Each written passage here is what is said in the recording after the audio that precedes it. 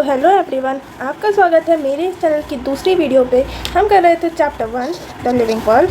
तो कल हमारा एम, पिछली वीडियो में हमारा एम यहाँ पर ख़त्म हो गया था।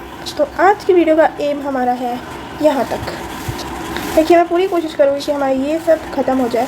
देखिए, मुझे पता है ये थोड़ा स्लो जा रहा है, पर मेरा भरोसा है क्वालिटी ओवर क्वान्टिटी पे। चलिए हम शुरू करते हैं आज यहाँ से। पहली लाइन हमें क्या दे रखी है, एक बार देखते हैं। यहाँ पे लिखा है biologists follow universally accepted principles to provide scientific names to known organisms. तो जैसा कि हमें पता ही है कि वो यूनिवर्सल प्रिंसिपल्स है, वो करते हैं एक्सेप्ट। तो आगे देखते हैं। Each name has two components, the generic name and the specific epithet. तो यहाँ पे हमें ध्यान से समझना है कि अगर कोई नेम गिवन बाय साइंटिस्ट है, ठीक है, तो उस नेम में दो कंपोनेंट्स होंगे।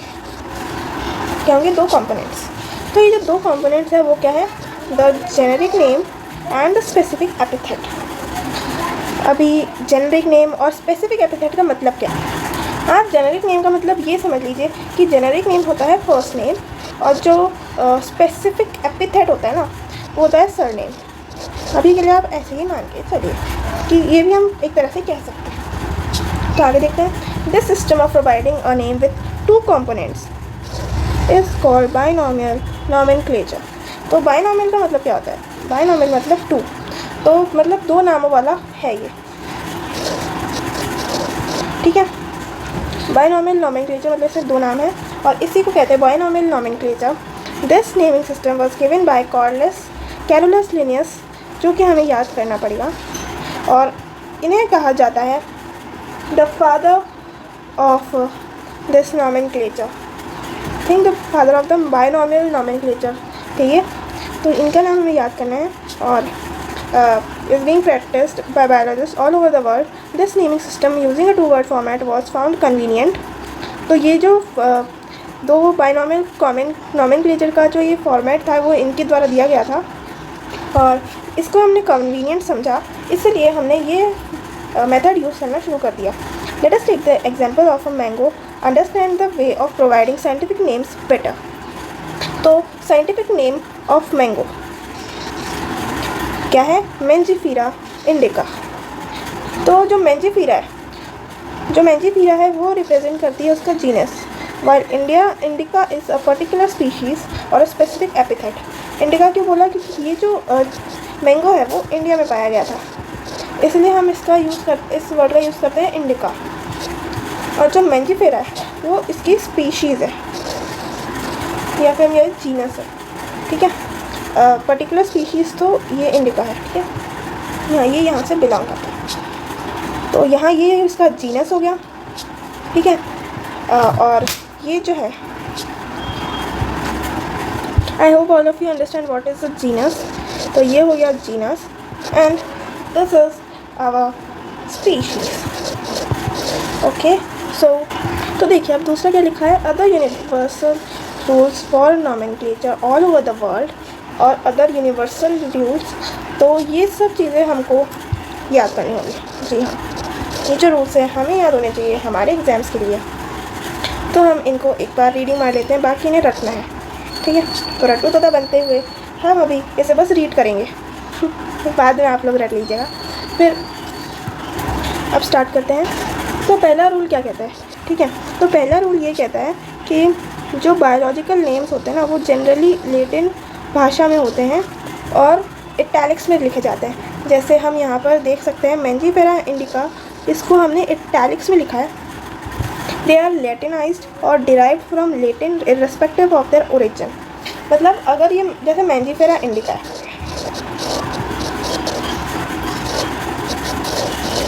ये इंडिया से है, लेकिन इसे हम फिर भी लैटिन में लिखेंगे इर्रेस्पेक्टिव ऑफ इट्स ओरिजिन, ठीक है। वो लैटिनाइज्ड होंगे ही। फिर दूसरे में क्या लिखा है देखते हैं। हाँ, the first word in biological name represent the genus while the second component denotes the specific epithet, जैसा कि हमने पहले पढ़ा। Both the words in biological name when handwritten are separately underlined or printed in italics to indicate their Latin origin. तो ये वाली हमें point याद रखना है, तो इसे हम एक बार अंडरलाइन कर लेते हैं। ठीक है, तो देखिए मैं आपको इसको एक बार समझा देती हूँ कि इसका मतलब क्या है। तो देखिए जब हम इसको हैंड राइट करते हैं, हाथों से लिखते हैं, जैसे मैं हाथों से लिख रही हूँ अभी मेंजिफेरा इंडिका, तो अगर मैंने इसको अपने हाथों से लिखा है तो फिर मैं इन्हें सेपरेटली अंडरलाइन करूँगी ताकि इनका लैटिन ओरिजिन, क्या लैटिन ओरिजिन दिखे। और यही मतलब मेन चीज़ है जो कि हमें याद रखनी है कि जब भी हम ऐसा कुछ लिखें ना तो हमें ये सेपरेटली अंडरलाइन करनी है, वरना हमारे मार्क्स भी कट सकते हैं। तो अभी हम फोर्थ पॉइंट देखते हैं। The first word denoting the genus start with a capital letter while specific epithet starts with a small letter. It can be illustrated by the example Mangifera indica. तो यहाँ पे आप देख सकते हैं कि जो फर्स्ट वर्ड है वो कैपिटल है, ठीक है, और जो यहाँ का फर्स्ट वर्ड है वो स्मॉल है, ठीक है। तो जैसे अगर हम कोई भी नाम लेते हैं तो उसका फर्स्ट वर्ड और सेकंड वर्ड है वो हमारा कैपिटल में होता है, लेकिन यहाँ पे क्या कह रहा है कि जो फर्स्ट वर्ड होगा ना वो तो कैपिटल में होगा, लेकिन जो सेकंड वर्ड होगा जो कि स्पेसिफिक एपिथेट को रिप्रेजेंट करता है वो स्मॉल होगा, ठीक है। तो यहाँ पे अब हम आगे बढ़ते हैं। तो यहाँ पर अब हम एक चीज़ देखें कि यहाँ पे क्या लिखा है कि जो नेम ऑफ द ऑथर है ना वो स्पेसिफिक एपिथेट के बाद at the end of the biological name आ सकता है एब्रीविएट फॉर्म में। एब्रीविएट फॉर्म मतलब शॉर्ट फॉर्म में। Example Mangifera indica Linn. तो हमने क्या देखा कि कैरोलस लिनियस ने फाइंड किया था बायनॉमियल नॉमेनक्लेचर का। तो अगर हमें इनका नाम एब्रीविएट फॉर्म में लिखना है तो फिर हमें एब्रीविएट मतलब शॉर्ट फॉर्म में लिखना है, तो फिर हम इसके नाम का लेंगे बस लिन, बाकी इस पूरे नाम को हम नहीं लेंगे। तो यहाँ पे इसी तरीके से आ जाता है name Mangifera indica Linn. It indicates that this species was first described by Linnaeus. मतलब ये जो स्पीशीज़ है ना ये सबसे पहले डिस्क्राइब की गई थी लीनियस के द्वारा। और आगे देखते हैं। Since it is nearly impossible to study all the living organism, it is necessary to devise some means to make this possible. The process is classification. तो इसमें मेनली क्या बोला है अभी समझाती हूँ। तो इसमें मेनली क्या कहा गया है कि जो सारी स्पीशीज़ है वर्ल्ड की उसको हम नहीं फाइंड कर सकते, मतलब आइडेंटिफाई नहीं कर सकते हम सबको, तो हम करते हैं इन्हें डिवाइड, ठीक है। हम इन्हें करते हैं डिवाइड और इन्हें हम एक क्लासीफाई कर देते हैं, ठीक है। हम इन्हें कर देते हैं क्लासीफाई। अब क्यों करते हैं क्लासीफाई? मान लीजिए कि हमें एक नई स्पीशीज़ मिली, ठीक है, ये मान लीजिए एक नई स्पीशीज़ है। अब हम इसको देखेंगे, हमें लगेगा कि यार ये कौन सी स्पीशीज़ है। तो हमने पहले से अगर ये डिवाइड करके रखा होगा तो अगर इसके कोई भी कैरेक्टर किसी भी स्पीशीज़ से अगर मिल रहे होंगे ना, मतलब किसी भी किंगडम से किसी फाइलम से मिल रहे होंगे, तो हम इसे उस फाइलम में उठा के पटक देंगे, ठीक है। तो हम इसको हमारे लिए ईजी हो जाएगा। ऐसे तो मतलब नई स्पीशीज़ आती रहेंगी, हम उनके लिए अलग अलग नहीं बनाने वाले हैं, तो हम क्लासीफाई कर देते हैं स्पीशीज़ को, ताकि क्या हो हमारे लिए सिंपल हो नई स्पीशीज़ को भी क्लासीफाई करना। तो हम उन्हें डिवाइड कर देते हैं और फिर क्लासीफाई कर देते हैं। देखिए आगे क्या लिखा है। अब इसकी डेफिनेशन देख लेते हैं एक बार। Classification is the process by which anything is grouped into convenient categories based on the same easily observable characters.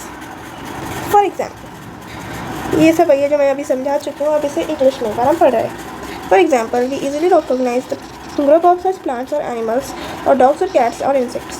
The moment we use any of these terms, we associate certain characters with the organism in the group. देखिए यहाँ पे क्या है। The moment we use any of these terms, we associate certain characters with the organism in that group. What image do you see when you see a dog? तो देखिए इसमें बस ये कहा है कि अगर हम किसी डॉग को, कैट को, इनका नाम भी लेते हैं तो आपके जो माइंड है उसमें एक इमेज बन जाती होगी, ठीक है। और वो इमेज कैसे होगी कि डॉग के लिए क्या होगा, 2 कान वाला, जीभ निकाला हुआ, 4 पैरों वाला कुत्ता मतलब जानवर। तो और बिल्ली के लिए एक प्यारी सी इमेज बनी होगी आपके, कोई किसी बिल्ली ने नोचा होगा, कोई काट लिया होगा, तो आपके मन में एक डरावनी सी इमेज बनेगी। तो जो भी है, पर हमें पता है कि हम किस स्पेसिफिक चीज़ के बारे में बात कर रहे हैं, तो वही यहाँ पे लिखा है। What image do you see when you think of a dog? Obviously each of one of us will see dogs and not cats, obviously. Now if we were to think of Atlanteans, we know that we are talking about what we are talking about, Atlanteans. तो Atlanteans dog breed ही होती है, और we know that we are talking about. Similarly, suppose we were to say mammals. You would of course think of animals with external ears and body hair. Likewise, in plants, we try to talk about wheat. The picture of each of our mind will be of wheat plants. तो यहाँ पे वही लिखा है कि यही सब सोचेंगे ना, यही सब करेंगे ना अगर कुछ भी बोला तो, ठीक है। अभी आगे देखते हैं। The scientific term of these categories is taxa. मतलब हमें जो पता चल रहा है कि हम डॉग सोच रहे हैं तो हमें कैट की इमेज नहीं दिखेगी, तो ये इसी की साइंटिफिक प्रोसेस को हम कहते हैं taxa. Here you must recognize that taxa can indicate categories at very different levels. Plants also form a taxa. Wheat is also a taxa. Similarly, animals, mammals, dogs are all taxa. But you know that dog is a mammal and mammals are animals. Therefore, animals, mammals and dogs represent taxa at different levels. देखिए इसका मतलब क्या है कि जो taxa है ना उसके अलग अलग लेवल्स होते हैं, ठीक है, लेवल्स होते हैं। तो देखिए mammals,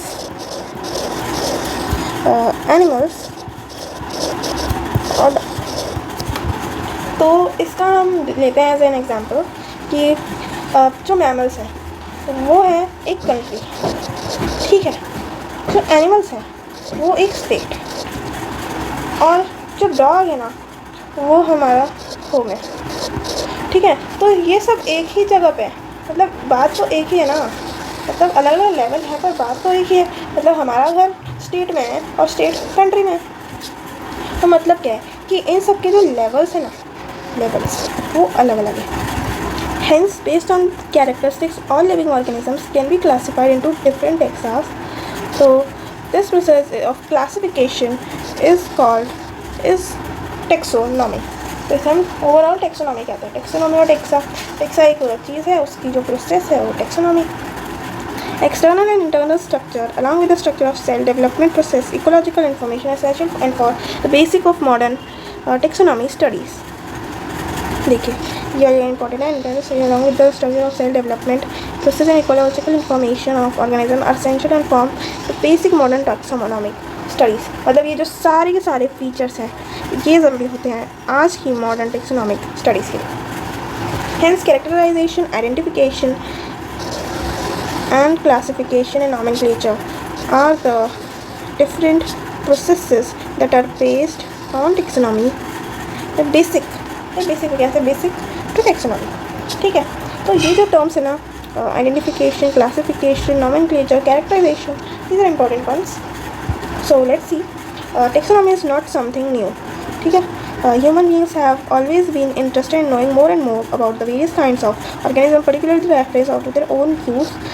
In early days, human beings needed to find sources for their basic needs of food, clothing, and shelter. Hence, the earliest classification were based on the uses of various organisms. ठीक है। तो इसमें बस यही बताया कि human beings को अपने यूज़ के लिए मतलब अभी तो ह्यूमन बींग इंटरेस्टेड है, पर पहले जब सबसे पहली बार था तो उनके लिए सबसे पहला बेसिक नीड्स थी फूड की। तो उन्होंने सबसे पहले क्लासीफाई किया होगा एनिमल्स को for their own uses with the various organisms. Human beings were since long not only interested in knowing more about different kinds of organisms and their diversities, but also the relationship among them. देखिए human beings को कितना टांग अड़ाना है सबने, ठीक है। तो this branch of study was refer to as systematics, ठीक है।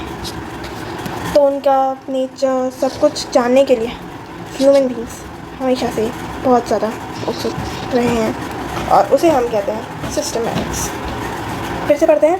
दिस ब्रांच ऑफ स्टडी, देखिए यहाँ से देखते हैं, human beings were since long not only interested in knowing more about different but also their relationship among them. तो जो human beings थे उन्हें क्या इंटरेस्ट था, उनकी एनिमल्स की रिलेशनशिप्स बिटवीन देम और उनके डिफरेंट डाइवर्सिटीज़ में भी था।